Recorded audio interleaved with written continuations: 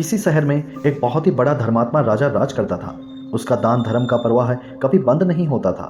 हर जगह राजा बढ़ चढ़ करके दान दक्षिणा देता था। एक दिन उसके यहाँ एक साधु आया। उसने राजा से कहा कि राजन, सुना है तुम बहुत दान धर्म करने वाले हो। तुम्हारे यहाँ से कोई कभी खाली हाथ नहीं जाता। क्या मैं जो मांगूंगा वह तुम मुझे दे सकोगे?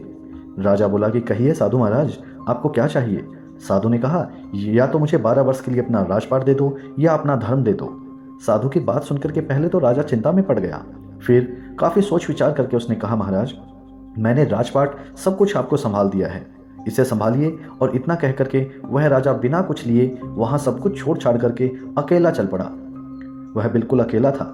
चलते चलते मार्ग में एक बगीचा आया और वहां पर एक कुआं और प्याऊ भी थी। वह बहुत ही रमणीय स्थान था।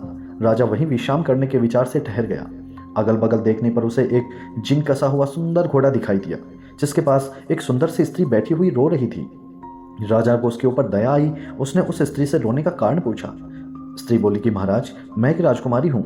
मेरे पिता और मेरे भ्राता सबको शत्रुओं ने मार डाला। मैं किसी प्रकार अपनी जान बचा करके यहाँ भाग आई हूँ। अब आप ही देव के द्वारा भेजे गए मेरे आश्रयदाता हो, इसलिए मुझे शरण दो। राजा ने कहा कि ठीक है, घोड़े पर बैठ जाओ और मेरे साथ साथ चलो। राजकुमारी बोली, नहीं नहीं महाराज, आप ही घोड़े पर चलो। आपके सामने मेरा घोड़े पर बैठ करके चलना उचित नहीं है। राजा घोड़े पर सवार हो गया दोस्तों, और चलते चलते दोनों एक दूसरे राजा के नगर में पहुंच गए। अब स्त्री ने कहा कि आप शहर में जाकर के कोई बढ़िया सा मकान किराए पर देख लो, तब तक मैं यहाँ बैठती हूँ। राजा ने कहा कि भाई, मेरे पास एक पैसा भी नहीं है, फिर मकान की बात किस मुंह से करूँगा? स्त्री ने कहा कि महाराज, रुपये पैसों की आवश्यकता हो तो मेरे पास से ले जाओ। उसने निकाल करके 10 मोहर राजा को दे दी। राजा भी मकान देख करके राजकुमारी को उस मकान में ले गया और उसे वहां छोड़ करके बाहर घोड़े से और घोड़े के लिए और उस स्त्री के लिए भोजन सामग्री लेने चला गया। राजकुमारी ने भोजन को तैयार किया और राजा से भोजन करने का आग्रह किया। राजा ने कहा, अरे आप भी तो भोजन करो। उसने कहा, नहीं महाराज, पहले आप भोजन कर लें, आपके बाद मैं खा लूंगी। राजा ने भोजन किया, स्त्री ने भी कर लिया। दूसरे दिन उस स्त्री ने कहा कि राजन, आपको बहुत कष्ट होता है काम करने में, क्योंकि क्यों ना हम एक नौकर रख लें। राजा बोला, भाई, मेरे पास तो एक पैसा भी नहीं है और तुम मुझसे राजाओं की सी बात कर रही हो। स्त्री ने कहा कि राजन, आप असमंजस में ना पड़िए। मैं औरत जात ना हुई होती तो स्वयं इन कामों को कर लाती, आपको कहने भी नहीं जाती।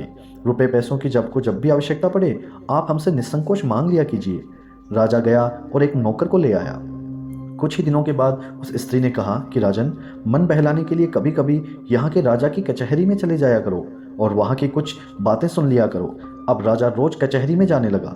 उस नगर का राजा यह समझ करके कि यह मेरे मंत्रियों में से किसी का संबंधी होगा, उससे कुछ नहीं पूछता। इधर मंत्री लोग उसकी आकृति राजा के समान देख करके राज संबंधी जान करके कुछ नहीं बोलते। कुछ दिन यूं ही बीत गए। एक दिन राजा और मंत्री वर्ग ने आपस में विचार किया और सोचा कि यह कौन है, इसके संबंध में बातचीत करनी चाहिए। यह किसी का कोई संबंधी तो नहीं है और ना ही उनको कोई जानता है। दूसरे दिन राजा ने उससे परिचय मांगा। उसने अपनी सारी बात राजा को बता दी। उसकी धर्मप्रियता को देख करके राजा ने उसका बड़ा स्वागत किया और अपना मुकुट उसके सिर पर रख दिया और उसकी जो पगड़ी थी वो अपने सिर पर रख ली। अपने सिंहासन पर उसको बिठाया और मित्रता की प्रतिज्ञा की। दूसरे दिन उसे फिर कचहरी में आने का निमंत्रण दिया।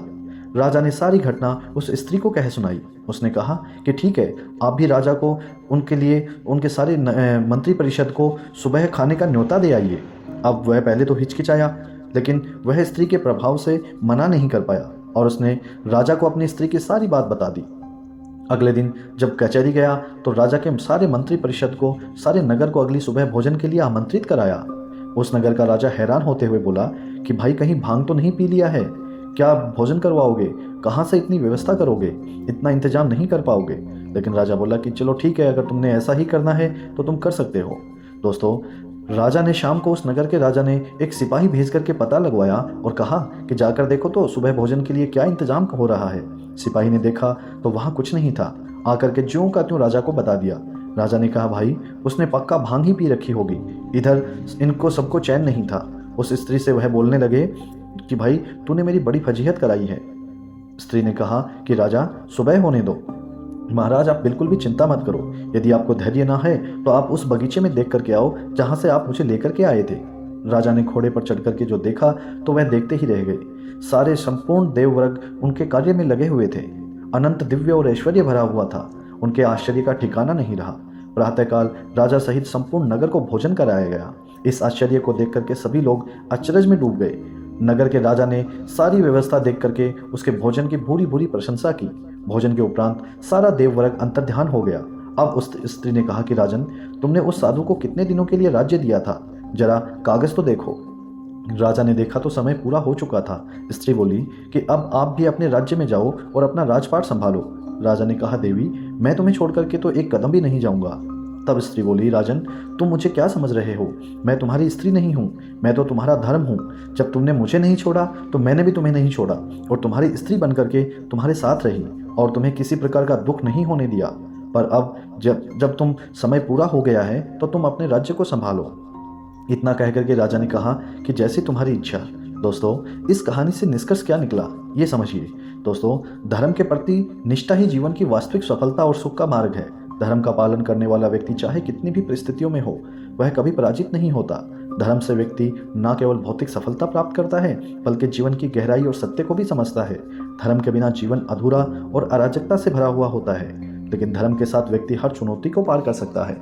कहानी कैसी लगी कमेंट्स में मैं आपकी राय का इंतजार करता रहूँगा। मैं फिर मिलता हूँ आपको एक नई कहानी के साथ। तब तक आपको हाथ जोड़ करके जय।